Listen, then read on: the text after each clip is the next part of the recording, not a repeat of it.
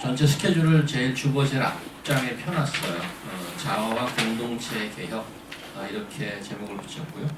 그다음에 저희가 알고 있는 공부를 좀 그래도 한 분들이 많이 모여 있어서 지적으로 아는 것도 많고 그럴 수 있는데 실제 일상생활과 얼마나 일치하는가 이런 부분에 대해서 함께 같이 생각해보는 새해가 됐으면 좋겠습니다. 지난 시간 하나님의 큰 계획을 보았죠. 어떻게 우리가 아는 바 제일 먼저 일단은 저희를 지어주신 하나님의 계획이 뭔지를 알아야 그 다음에 거기에 맞춰서 살아가지 않을까 해서 먼저 하나님의 계획을 보았는데, 그래서 몇 가지 지난주에 굉장히 많이 보았는데 몇 가지 다시 한번 복습하는 의미에서 보고 가도록 하겠습니다. 계시록을 먼저 한번 가볼까요? 자, 뒤에서 우리 인섭 형제가 한번 김광석 보이스를 한번 읽어주시죠. 이후에 내가 보니 각 나라와 족속과 백성과 방언에서 아무라도 능히 셀 수 없는 큰 무리가 흰 옷을 입고 손에 종려 가지를 들고 보좌 앞과 어린 양 앞에 서서 큰 소리로 외쳐 가로되 구원하심이 보좌에 앉으신 우리 하나님과 어린 양에게 있도다. 아니 모든 천사가 보좌와 장로들과 내 생물의 주위에 섰다가 보좌 앞에 엎드려 얼굴을 대고 하나님께 경배하여 가로되 아멘. 찬송과 영광과 지혜와 감사와 존귀와 능력과 힘이 우리 하나님께 세세토록 있을지로다. 아멘 하더라. 장로 중에 하나가 응답하여 내게 이르되 이 흰옷 입은 자들이 누구며 또 어디서 왔느냐. 내가 가로되 내 주여 당신이 알리이다 하니 그가 나더러 이르되 이는 큰 환난에서 나오는 자들인데 어린 양의 피에 그 옷을 씻어 희게 하였느니라.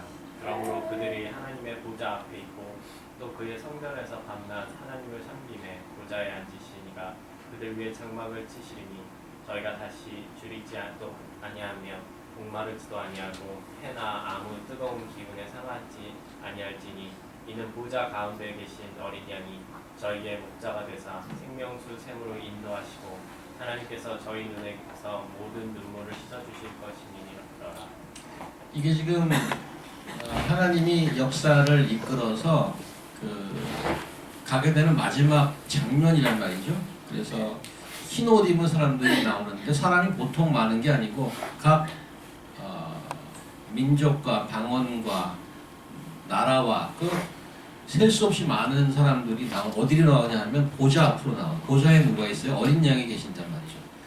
그래서 하나님의 보좌에 어린 양이 앉아 계시고 수많은 민족 사람들이 흰 옷을 입고 나왔는데 그 흰 옷에 가진 의미가 여기 보니까 어린 양의 피로 깨끗하게 됐다고 그래요. 그래서 마지막 하나님께서 만들어가는 모습이 민족을 다시 같이 데리고 오는 거예요. 누구 앞으로? 어린 양이 누구? 예수 그리스도 앞으로 다 데리고 나오는데, 데리고 나오는 그 과정에 있어서 예수님의 피 흘리심과 다시 사심이 있습니다. 이게 지금 마지막 장면인데 하나 더 볼까요? 골로새서 한번 가볼까요? 골로새서 희수자매님이 읽어주세요.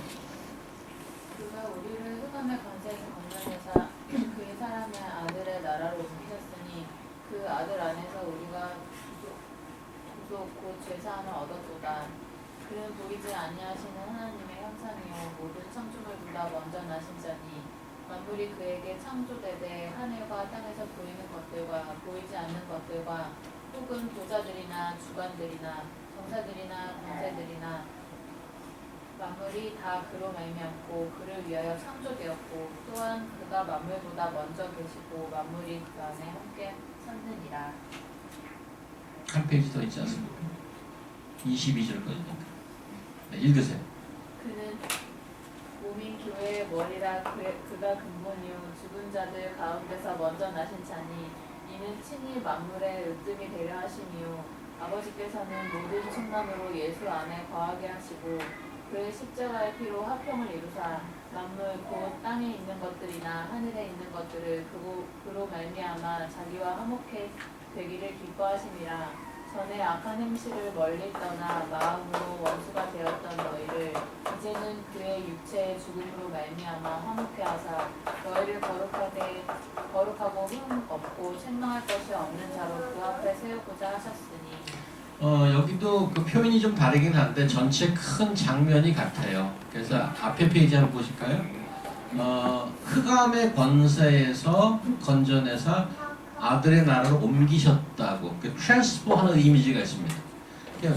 그리고 이 골로새서는 두 가지 창조가 나와요. 처음에 천지 창조에 관한 여기 창조 만물이 그에게 창조되되 그렇게 해서 창조가 나오지 않습니까?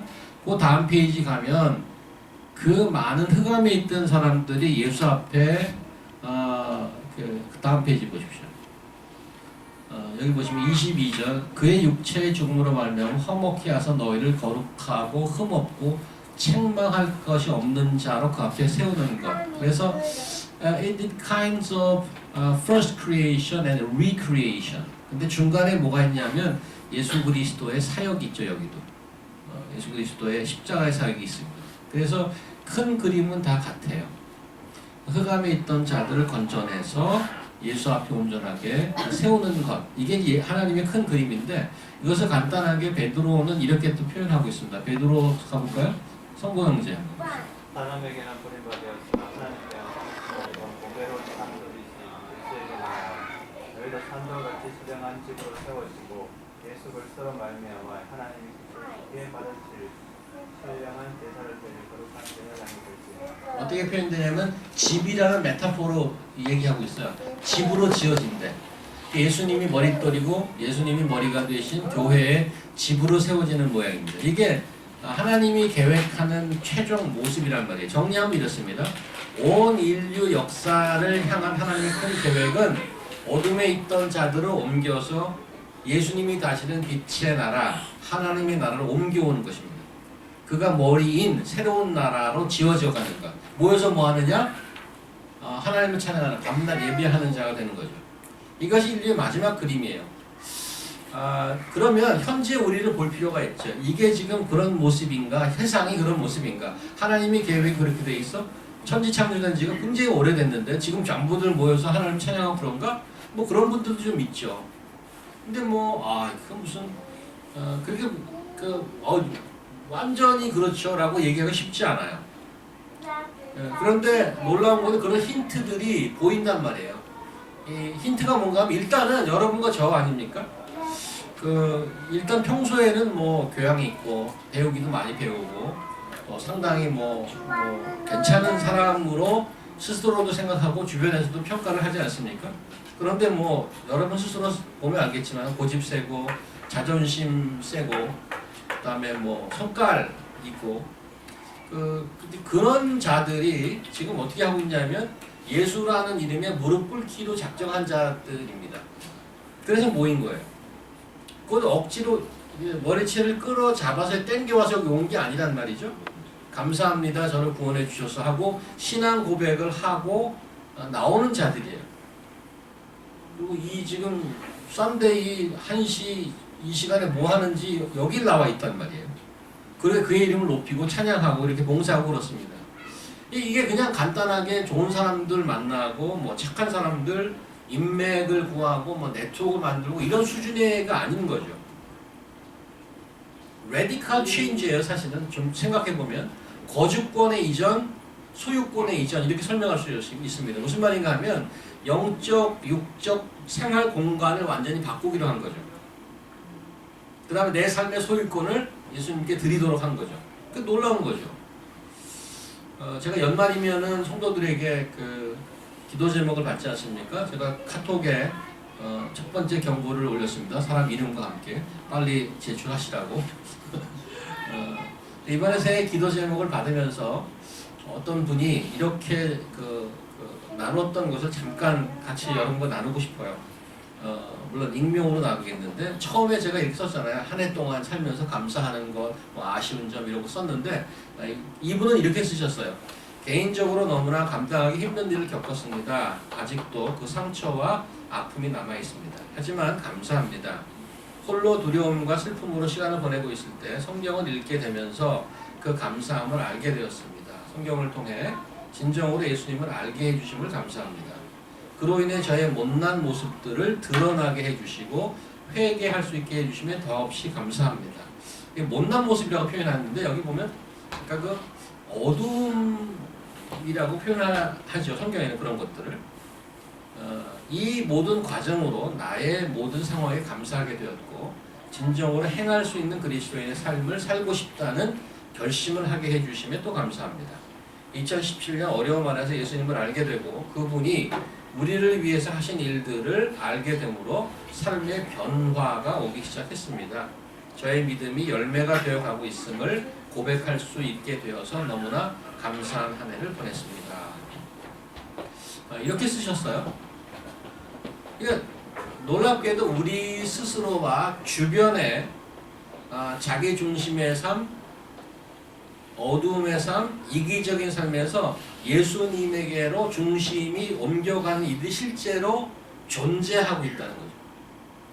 우리가 아까 앞에 읽었던 그런 하나님의 큰 계획들이 진행되고 있다는 거죠. 하나님의 신비한 방법으로. 자, 그렇다면 이게 다인가? 창조주 하나님이 이런 큰 계획을 갖고 있고 우리가 여기까지 왔다면 이제 나머지 우리 인생은 어떻게 살아가야 될 것인가? 지난주에 그 설교를 마무리하면서 사도 바울의 고백을 다시 한번 보도록 할게요. 사도 바울, 김수미 선생님. 우리가 그를 전파하여 각 사람을 권하고 모든 지혜로 각 사람을 가르침은 각 사람을 그리스도 안에서 완전한 자로 세우려 함이니 이를 위하여 나도 내 속에서 능력으로 역사하시는 이의 역사를 따라 힘을 다하여 수고하노라. 여기 그 사도가 뭐라고 표현하냐면 각 사람을 그리스도 안에서 완전한 자로 세우려 하는 것. 이렇게 아까 골로새서 다른 첩태에 나온 거 똑같은 얘기예요. 그게 하나님의 계획이에요. 각 사람을 예수 앞에 세워서 온전한 자로 만들어가는 것을 그 하나님의 계획을 아는 자야. 근데 그 일에 자기도 동참하는 거예요. 하나님이 야, 내 계획이니까 너희들 알아서 잘 해봐. 이러신 게 아니고 여기 보니까 열심히 이 일을 위해서 애를 쓰는데 수고하는데 힘을 다해서 그런데 내 혼자 하는 게 아니고 29절에 보니까 나도 내 속에 능력으로 역사하시는 이의 역사를 따라 하나님께서 그렇게 할 수 있도록 힘을 주셔요.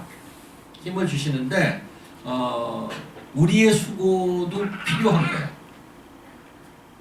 전부 내가 하는 게 아니죠. 그래서 이렇게 가게 되는 겁니다. 이런 이 신비한 모습으로 우리 교회 모임 중에 그 주섬김이, 주따름이 이런 모임이 있습니다. 그래서 영어로 하니까 follower, servant 이렇게 되는데 이런 이름이 의미하는 바가 크리스천으로 어떻게 살아가야 되는 것을 암시해 주지 않습니까? 주섬김은 주따름이 어서 오세요, 주명재님. 해피 뉴 이어. 처음 본 것 같아, 새해 들어서.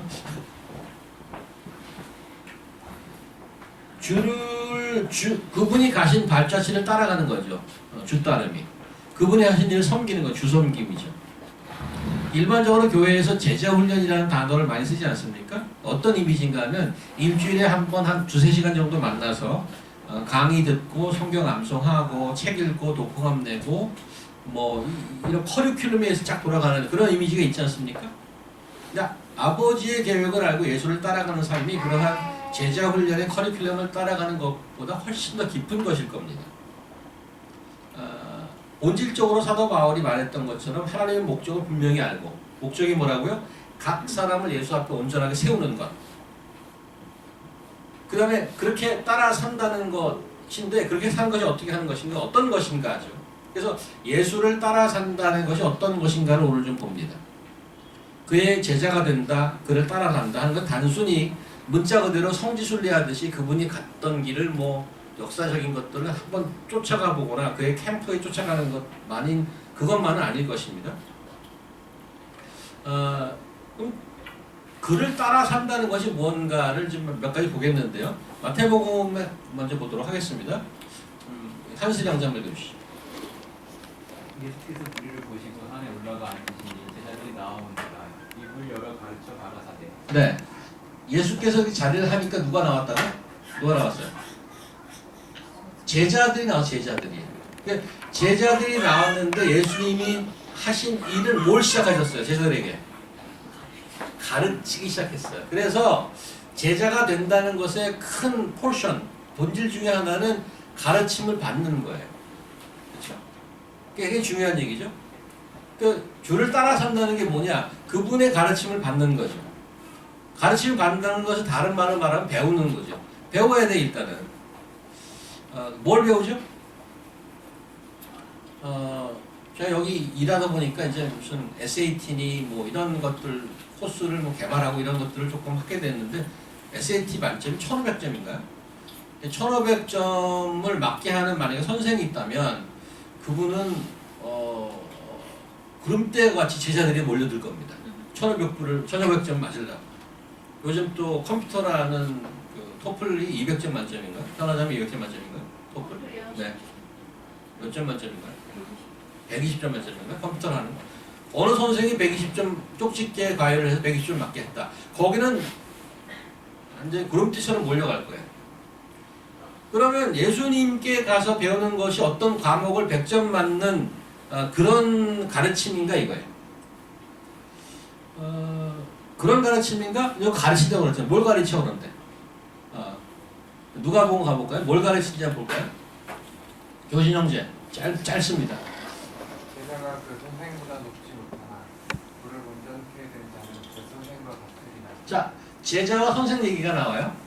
제자가 선생을 뛰어넘기는 참 어려워요. 뭐 청출어람이라는 말도 있긴 하지만 제자가 선생을 뛰어넘지는 못하지만 제대로 배우면 어떻게 된다고? 목표가 뭐야? 어떻게 돼? 선생과 같아지는 거예요. 선생처럼 되는 거예요. 어떤 과목을 이수하는 게 아니고 제자가 된다는 것은 선생처럼 되는 거예요. 그분처럼 되는 거예요. 그래서 지식과 정보를 배우는 게 아니고 선생의 스승의 삶 자체를 배우는 것. 그분처럼 되는 거죠. 그분처럼. 그래서 예수님이 처음 제자를 부를 때 그래서 이게 길에 가면서 뭐 마태도 부르고 베드로도 부르고 다 불렀잖아요. 부를 때 야, 너 오늘 제자 훈련이 있어? 선생님이나 등록해. 이렇게 하지 않고 간단하게 한마디 던졌어요. 기억하시나요? 뭐라고 하셨는지? 차차자매. 예? 뭐라고 그랬어요? 예수님 처음에 이제 길 다니면서 이 사람들 봤어. 그래서 뭐라고 그랬어 처음에? 제자를 만들 때. 나를 따르라 그랬어요. Follow me 그랬어요. 그랬단 말이죠. 야 코스에 등록해 그러지 않고 나를 따르라 그랬어요. 그래서 그를 따라가는 자예요. 따라가서 뭐해? 따라서 뭐 했죠? 제자들이 3년 동안 먹고 마시고 같이 생활했어요. 같이 생활했다고요. 최종 목표는 선생처럼 되는 건데 그 선생처럼 어떤 무슨 코스를 들어서 지식을 이수하고 그런 부분이 없지 않아 있겠지만 그게 전부가 아니고 선생처럼 되는데 같이 먹고 자고 사는 거예요. 근데 이런 그 숙식을 같이 하는 모델은 요즘에도 있어요. 제가 가끔씩 즐겨본 프로 중에 생활의 달인이 있어요. 생활의 달인의 특별히 음식하는 무슨 뭐 맛집들을 찾아가는 그런 에피소드가 있잖아요. 근데 이제 그분을 나중에 몇 년 지나서 다시 찾아가는 게 있더라고요. 연말 프로를 보니까 한 번 달인을 했는데 나중에 다시 그래서 왜 또 오셨어요? 뭐 이렇게 하는데 그분이 이렇게 얘기해요. 그 방송이 나간 이후에 거기에 엄청나게 많은 사람이 와서 그 문의가 들어왔는데 이런 사람이 있대요. 달인님, 제가 1억 드릴 테니까 한 3개월만 같이 먹고 자고 하게 해주십시오. 아무것도 필요 없습니다. 그냥 먹고 자고 해주세요. 3개월만. 그리고 돈을 아예 싸들고 온 분이 있대요. 그렇게. 그분들의 목적은 뭐예요? 나 먹고 자고 하는 게 목적이 아니잖아. 거기서 뭘 배우겠다는 거야? 그 식당이 맛집 되기까지 하는 그 미묘한 그 레시피를 배우겠다는 거. 그것도 달인들이 이거 잘 안 보여주잖아요. 그것도 비밀이라고. 그거를 배우고 싶어 하는 거예요. 그러면 먹고 자고 한다고 해서 다 제자처럼 되는 것, 그 선생처럼 되는 건가? 뭐 파틀리 그러긴 하죠. 그러나 그렇게 쫓아오는 사람들의 목적은 레시피를 위해서 자기도 장사해서 대박 치겠다는 거죠. 또 다른 모델이 있죠. 아까 뭐 입시 얘기했습니다만 한국에는 기숙학원이라고 있어요. 대학 떨어지면 이제 재수를 하는데 아예 먹고 자고 하는 거 들어가서. 그러면 선생님처럼 되나요?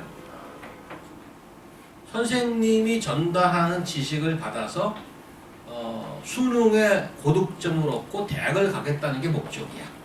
그게 목적이야. 그 다음에 남자들이면 다 경험하는 먹고 자고의 모델이 있죠. 남자들이면 다 경험하는 그 군대 아닙니까, 군대. 근데 군대 3년, 저는 30개월 갔다 왔습니다만은 군대 3년을 갔다 오면 아주 그 나라에 충성하는 군인이 되나요? 군대는 그냥 제대하는 날 거의 그 술독에 빠져 그냥. 바로 군인은 다 집어 던져버리는 거예요. 성경에서 나를 따르라. 그 선생이 같이 되게 하는 것의 최종 목표는 어떤 지식과 정보 전달이 아니고 삶 자체를 트랜스퍼하는 거. 선생처럼 되는 거죠. 그 삶을 배우려면 그와 함께 먹고 자고 해야 되는 거. 강의도 있고 실습도 있고 그렇지만 더 깊은 것. 그분이 어떤 생각을 하고 어떤 말을 하고 뭘 마시고 무엇을 먹고 행동하고 행하는 모든 것을 곁에서 보고 같이 배우는 것입니다. 그래서 그 제자가 되거나 주를 따라 산다는 것이 생각보다 만만치 않아요. 심지어는 약간 이거 좀 문제인데? 라고 생각할 정도인 거죠. 가볍게 생각했다가는. 누가복음 한번 볼까요? 누가복음. 우리 양한슬 형제님 오늘 어머니 모셨는데 어머니 한번 읽어주시겠어요? 우리? 이와 같이 너희 중에 누구든지 자기의 모든 소유를 버리지 아니하면 능히 내 제자가 되지 못하리라. 이거 무슨 코스에 등록하려고 생각했더니 그 코스의 원장이 다 버리고 와요. 다 팔고 다 와야 돼. 이거는 일이 작은 일이 아닌데 이렇게 생각하잖아요. 새해가 되면은 많은 결심들을 하는데 살 뺀다는 결심 많이 하죠. 요즘 뭐 뉴욕에는 그 여러 가지 뭐 피트니스 센터가 다 망하고 요즘 이퀴녹스라는 게 뜨더라고요. 이퀴녹스가 비싸던데. 이퀴녹스에 등록해서 난 올해 살을 빼야 돼. 그 이퀴녹스에 등록하는 거 정도인가요? 제자 등록하는 게? 뭐 붓글씨 꽂꽂이면 문화센터에 일주일에 1시간 반짜리 등록하는 거? 그런 게 아닌 거예요. 여기 보면은 자기 모든 소유를 다 버리고 따라오래 이거는. 이건 보통 일이 아닌 거죠. 일이 상당히 크죠. 아니 세상에 살기 바쁜데 뭘 그 예수 믿는다고 그래 쫓아다녀. 소위 요즘 얘기하는 그 광신도나 되는 거 아니야? 이런 생각을 할 수 있습니다. 근데 그렇게 생각하는 게 아니고 이렇게 생각하셔야 돼요. 제가 한 가지 다른 그 질문을 던져볼게요. 결혼을 했는데 그냥 원래 살던 엄마 아빠 집에 따로 살면서 결혼한 분 혹시 보셨나요?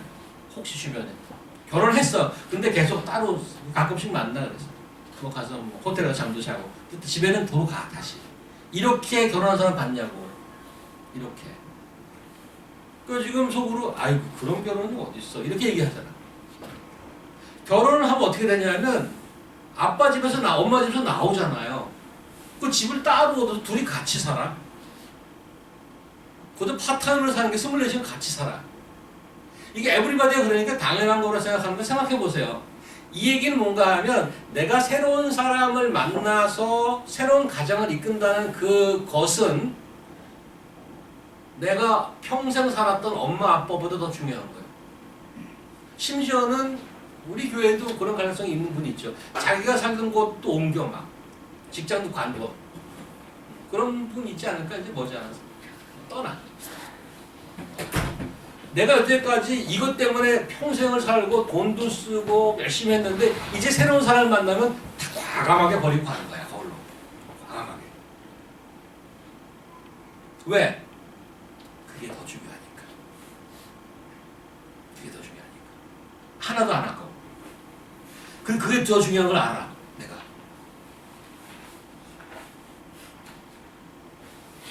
예수님을 따라 산다는 것이 결혼보다 더 셀까요? 약할까요?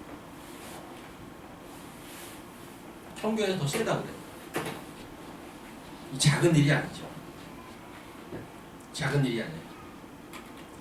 그래서 그 예수를 따라 산다는 것의 네이처가 뭔가 좀 더 이해하기 위해서 두 가지 그 심볼, 상징을 좀 배우도록 하겠습니다. 그 세례라는 말 있죠. 세례는 밥티즘인데 세례는 어떤 의미인가 했으면 씻는다는 느낌이 있잖아요. 물로 이렇게 세례를 하니까 씻죠. 뭘 씻어? 더러운 걸 씻는 거죠. 그 더러움은 죄죠. 그걸 왜 씻어요? 왜 씻어? 씻는 이유는 새로운 사람이랑 만나려니까 더러운 거 씻고 가야 돼요. 제가 호주에 처음 갔더니 그 맛집이 소문이 났어. 어디 가면 뭐 맛있대, 싸고 맛있대. 그러니까 누가 거기 한국 사람들이 막 달려가서 맛집 많이 찾아가잖아요. 근데 못 들어갔다는 거야. 그래서 아니 왜 못 들어갔어? 그랬더니 거기 들어가려면 드레싱 코드가 있대. 드레싱 코드. 그러니까 신발 찍찍고 못 들어가. 거기서 정해진 드레싱 코드가 있어. 그 정도 가서 먹으려면 거의 세미 정장을 입고 가야 돼. 그걸 먹으려고 다 이렇게 하고 가. 밥 한 끼 먹으려고 해도 준비가 필요한 데가 있어요. 어떤 분을 풀타임으로 모든 풀타임으로 따라 살려니까 준비가 필요해. 그게 세례야. 제자는 아까 뭐라고 했어요? 스승의 가르침을 따라가고 배우는 것인데 우리가 마음이 흰 캔버스 이렇게 하얘서 여기서 그냥 지식을 다 입력하는 게 아니더라고. 뭐예요? 그러면 이 안에 더러운 게 꽉 차 있어. 이걸 씻어내야 되는 거죠. 그게 세례예요. 근데 세례에는 굉장히 상징적인 의미가 있잖아요. 그래서 세례가 의미하는 실제는 교회에서 많이 얘기하는 회개입니다. 회개. 내가 이렇게 다녔는데 이게 잘못 갔네 하고 이거를 자르고 이렇게 돌아가는 것을 회개라고 방향을 바꾸는 거예요. 그래서 세례는 회개를 비주얼라이즈하는 세레모니죠. 그래서 제자를 삼으라는 대사명이 있습니다. 마태복음 28장 한번 가볼까? 마태복음 28장 굉장히 유명한 대사명, Great Commandment라고 그러죠. 이제 현아자매입니다. 그러므로 너희는 가서 모든 족속으로 제자를 삼아 아버지와 아들과 성령의 이름으로 세례를 주고 내가 너희에게 분부한 모든 것을 가르쳐 지키게 하라. 볼지어다 내가 세상 끝날까지 너희와 함께 있느니라 하십니다. 자, 여기 보시면 제자란 얘기가 나오고 가르친다는 얘기가 나와요.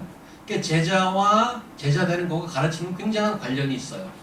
가르침을 받아야 되니까. 그런데 여기 뭐가 나오냐면 세례가 나와. 세례가. 그럼 세례 펑션이 뭔가 이거야. 그러니까 선생님도 나오고 제자도 나오고 가르치는 것도 나오는데 세례는 무슨 역할을 하나? 조금 전에 그거예요. 세례가 우리가 흰 캔버스 같은 데다가 정보를 입력하는 게 아니라니까.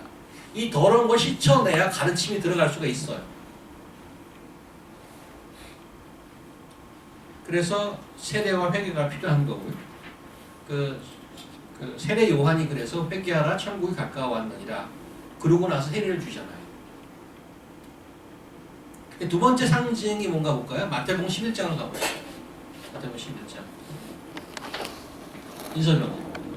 내 아버지께서 모든 것을 내게 주셨으니 아버지 외에는 아들을 아는 자가 없고 아들과 또 아들의 소원대로 계시를 받은 자 외에는 아버지를 아는 자가 없느니라. 수고하고 무거운 짐진 자들아 내게로 오라. 내가 너희를 쉬게 하리라. 나는 마음이 온유하고 겸손하니 나의 멍에를 메고 내게 배우라. 그러면 너희 마음이 쉼을 얻으리니 이는 내 멍에는 쉽고 내 짐은 가벼움이라. 현아자매 멍에가 뭔지 알아요? 김수희의 멍에 말고. 알아요. 아시나요? 네. 멍에 뭐예요? 멍에. 지기 싫은 네? 가지고 싶지 않은 가지고 싶지 않아요. 멍에 원래 그 사전적인 의미 첫 번째 1번, 2번, 3번이 나올 거 아니에요. 멍에가 뭐 메타포로도 쓰죠. 김수희 씨는 이거는 뭐 첫 번째 의미를 노래하진 않았을 거예요. 뭐 두 번째, 세 번째 의미를 썼겠죠. 그림 보여주시겠어요? 이게 멍에예요. 소고 여기다 씌우는 거 이게 멍에예요. 이게 멍에인데 다시 본문으로 가봅시다.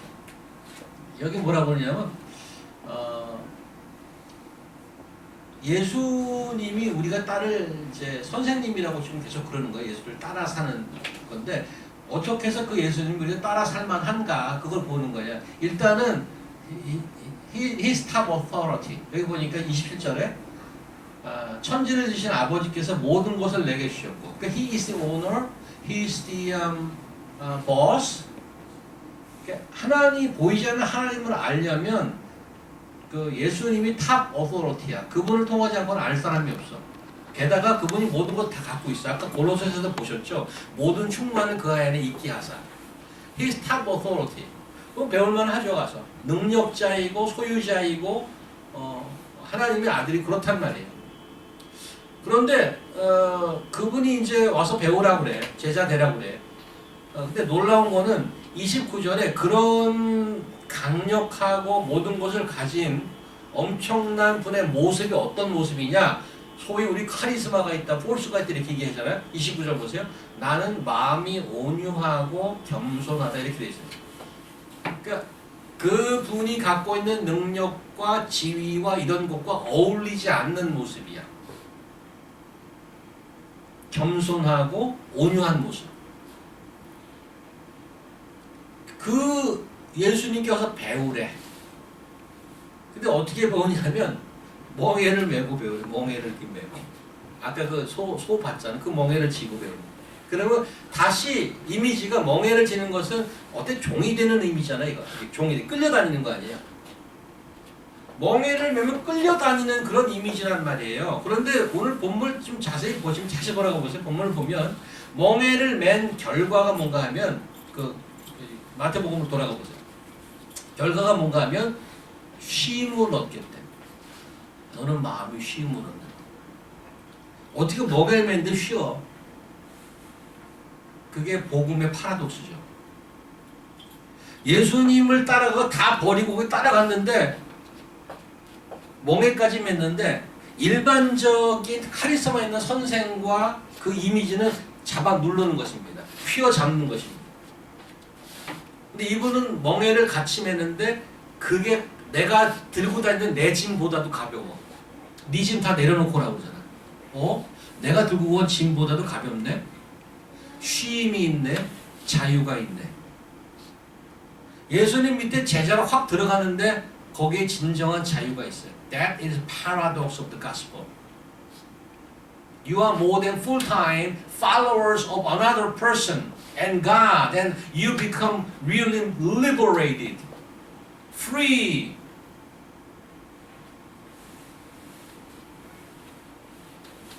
그분을 따라가는데 쉼과 자유가 있어. 그러면 이제 기존에 나를 씻고 새로운 내가 되는 건데 시중에 이렇게 이런 것들 많이 나오죠. 자기 성취, 자기 개발. 내가 이제 멋있는 사람이 되고 이제는 그 영혼의 안식을 찾고 뭐 그러는 거구나. 그런데 우리 선생님 대신 그리스도를 따르면 자기 중심에서 남의 발을 씻겨주는 다른 사람 중심으로 옮겨가는 거예요. 힘겨운 이웃에게 쉼을 허락해 주는 자로. 왜? 그 예수님의 모습을 따라가니까. 그 우리 선생님 되신 예수님은 남의 발을 씻기신 분이에요. 그러니까 이렇게 이게 예수를 따라가는 삶, 예수의 제자가 되는 삶이란 뭔가 하면 선생처럼 되는 것인데 그 선생처럼 되는 것이 그 강력한 모든 능력을 가신 이가 온유하고 겸손하신 모습이에요. 그를 따라가면 그처럼 돼. 근데 이것이 개인 레벨에 끝나는 것이 아니고 이제 우리 교회 공동체도 함께 생각하셔야 돼요. 우리 교회 하면은 복음으로 하나님 교회 하면 늘 머릿속에 어떤 이미지가 있냐면 사람이 적고 늘 재정에 허덕거리고 장소가 없어서 왔다 갔다 옮기는 교회야. 그래서 우리 교회는 언제 부흥을 하나, 우리 교회는 언제 안정되나, 이제 이러한 우리 스스로도 걱정을 하고 그런 이미지가 없지 않아 있어요. 그런데 오늘 본문에 의하면 온 세상 권세를 다 가진 분이 우리의 주인이셔. 그런 예수님을 모시고 함께 세워져 가는데 이제는 나보다도 이웃을 생각하고 우리 교회보다도 다른 공동체를 생각하고. 그래서 지난 우리 성탄 때는 우리가 쉽지 않죠, 재정적으로. 그렇지만 우리 오지에서 그 복음을 전하시는 선교사님을 위해서 헌금을 했단 말이에요. 이제 그렇게 크게 생각할 수 있게 되었어요. 오늘 말씀을 정리하면 창조주 하나님의 큰 계획이 있어요. 어둠에서 빛으로 옮겨서 예수님이 다스리는 하나님 나라의 백성으로 만드는 큰 계획이에요. 그가 머리 된 새로운 공동체, 새로운 나라를 세워지는 것이에요. 그것을 가능케 하기 위해서 예수를 보내주셨어요. 이 땅에 몸을 입고 오셨고 십자가에 돌아가셨다가 다시 부활하셔서 하늘로 올라가셔서 그 일을 계속 하고 있어요. 하고 계셔요. 그럼 어떻게 하고 계시냐? 그게 바로 제자와 연결되는 거죠. 우리 어떻게 살아야 되느냐? 사도 바울의 고백처럼 모든 지혜와 방법과 노력을 통해서 모든 사람을 안내하는 거죠. 예수님 앞에 안내해. 그 앞에서 새롭게 완전한 사람으로 세우는 거야. 근데 어떻게 그렇게 할 수 있어? 그러려면 스승이 어떻게 하는지 배워야 되잖아요. 예수님께 배워야 되는데 이 배움이라는 게 코스 등록하듯이 일주일에 한 번 파타임도 듣는 정도가 아니라 그를 완전히 먹고 자고 따르는 자가 돼야 된다는 거죠. 그게 제자가 돼야 돼. 그 제자가 돼서 선생님께 배운다는 의미는 어떤 과목을 하나 수강하는 것이 아니고 선생과 먹고 자고 같이 사는 거예요.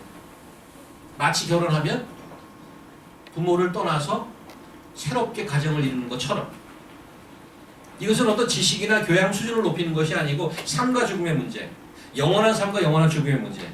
이런 배움은 나의 백지에서 내가 그런 게 있었어? 몰랐는데 그럼 새로운 지식을 습득해야지. 이런 취득의 문제가 아니고 가장 먼저 해야 될 것이 내 안에 있는 모든 더러운 것들을 다 치워. 내가 갖고 있는 방향이 틀렸네 하고 돌아서서 회개하고 세례를 받고 씻혀서 새로운 것들로 채워줘야 돼요. 거기에 두 가지 상징이 있는데 그게 아까 세례와 멍에였어요. 이제 예수님의 제자가 돼서 멍에를 같이 메고 가는데 이게 놀랍게도 멍에를 같이 맸는데 아유 귀찮아 이거 뭐 이렇게 뭐가지 목에 이렇게 뭐 빼. 내 짐은 내려놓고 이걸 지렸는데 이거 뭐 또 지었어. 그런데 거기에 쉼이 있더라고요. 예수와 같이 멍에를 같이 셨는데 쉼이 있어. 놀랍게도 거기에 자유가 있어. 온 천하를 소유하고 주관하시는 하나님의 그 능력의 신께서 온유하고 겸손한 모습이세요. 그러한 스승의 모습을 따라가는 거예요. 우리 안에는 강력한 힘이 있어요. 모든 악을 이기는 그런 에너지와 파워가 있어. 그렇게 주셨어요. 그런데 온유하고 겸손해. 왜? 또 많은 자들을 쉬게 하려고. 예수 앞에 서게 하려고. 그를 따르면서 이제 배워야 하는데 어떻게 배울 것인가? 어떻게 배울 것인가? 조금 전에 마태복음 다시 그 28장 가보세요. 28장. 이거 보시면 제가 읽을게요. 아까 그 제자의 얘기가 나와. 그다음에 세례도 나오고 가르치는 것도 나오는데 중요한 단어 하나가 가르쳐. 그다음에 어떻게? 그 다음 단어가 뭐예요? 가르쳐 지키게 하라 그래서 영어로 뭐예요? 킵이야 킵. 가르치셔서 배우는 건 좋아. 뭐 가득 많이 배워. 근데 잘 지키질 못해. 살아내지 못하는 게 문제인 거예요. 많이 들었어. 우리 뭐 설교도 무지하게 많이 듣잖아요. 요즘 명설교가 그냥 깔려 있어요. 잠자다가도 그냥 듣고 뭐 길거리 가서 듣고 좋다는 설교는 다 들을 수 있어. 그런데 뭐가 지키는 자가 없어요. 많이 없어요. 왜 그럴까? 첫 번째는 본인의 그 책임이겠죠. 다 듣고 내가 귀찮고 게을러서 하기 싫으니까. 그래서 안 지키는 건데 또 한 가지는 뭔가 하면 거기에 이제 우리 그 반성되는 부분이 있는데 실제로 지키는 사람이 잘 없는 거야. 실예를 보기 어렵다는 거죠. 근데 이번에 그 신년 시리즈가 뭔가 하면 지적 신앙과 일상생활에 일치하는 사람 아닙니까? 가르쳐 지키게 하라. 어떻게? 잘 가르쳐야죠. 지키게를 어떻게 지키게? 자기가 보여줘야 되는 거 아니야? 얘를 이렇게 지키는 거하고 보여줘야 된단 말이야. 저부터 시작해서 사실은 목사는 말을 많이 하는 직업이잖아요. 말하는 것만큼 행동하고 보여줬는가? 부끄럽죠. 그러지 못했으니까. 저뿐이겠어요? 여기 앉아 계신 분들도 그렇게 다 듣고 아멘 한 것들이 얼마나 많겠어요? 살았나요? 그러면요. 이렇게 하기 쉽지 않단 말이에요. 그러니까 맞아. 빌립보서 4장 가볼까요? 앞으로 우리가 많이 좀 자세히 볼 건데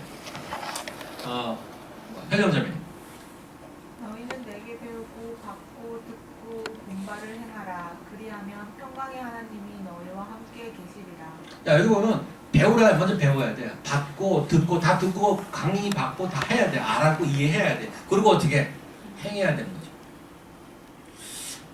그건 굉장히 상식적인 얘기인데 이 부분이 왜 안 될까?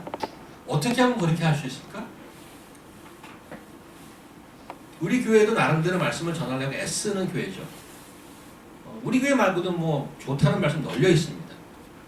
그런데 이제 여러분과 제가 선생님이자 스승이신 예수님의 라이프 스타일, 어떤 성경 공부 한 과목을 배우는 게 아니고 그분의 라이프 스타일을 따라가야 되는데 실제로 따라가서 그분이 하는 것을 흉내라도 내야 되는 거야.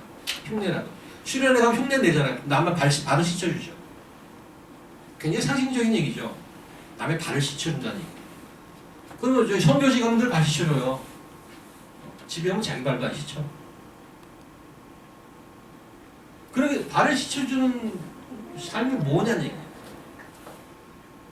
두 가지를 앞으로 좀 자세히 볼 건데 그렇게 제자로 사용하는 삶의 컨텐트는 말씀이에요. 사실은 말씀이에요. 컨텐트와 example 두 가지를 더 보려고 합니다. 앞으로 밑에 쭉 보시면 주거 집편지 보세요. 성령께서 가르치신 것 말씀에 관한 얘기를 할 거예요. 누가 가르치냐를 얘기를 할 거예요. 28일 날은 누가 어떻게 가르칠 것이냐. 실제로 예수님이 여기 내려오시는 않으시잖아. 그 다음에 어떻게 그것을 실천해 가겠느냐. 그래서 쭉 그런 얘기를 할 거예요. 그래서 말씀의 역할, 성령님의 역할, 그 다음에 실제로 live out 하는 것이 어떻게 가능하겠느냐. 그래서 새해에는 저희 작은 커뮤니티입니다. 여기 보면 얼마 안 되잖아요. 나중에는 이제 분명히 아이들한테 추월당할 거예요. 어른들이 숫자적으로. 그런데 실제적으로 우리가 많이 듣고 많이 이해하고 아는 것도 굉장히 많은데 정말 살아내서 어떤 열매가 있느냐 이 부분까지 가려고 해요. 그래서 사실 이번 그 시리즈는 사실은 개인적인 고민에서 나온 주제이기도 해요. 저의 개인적인 고민에서 나온 주제이기도 합니다. 근데 저뿐만 아니고 크리스천이라면 다 고민할 부분이라고 생각합니다. 그래서 이 부분을 좀 더 같이 보고 또 조금씩 더 좀 깊이 들어가는 그러면 좋겠습니다. 기도하겠습니다. 하나님 감사합니다. 오늘 제자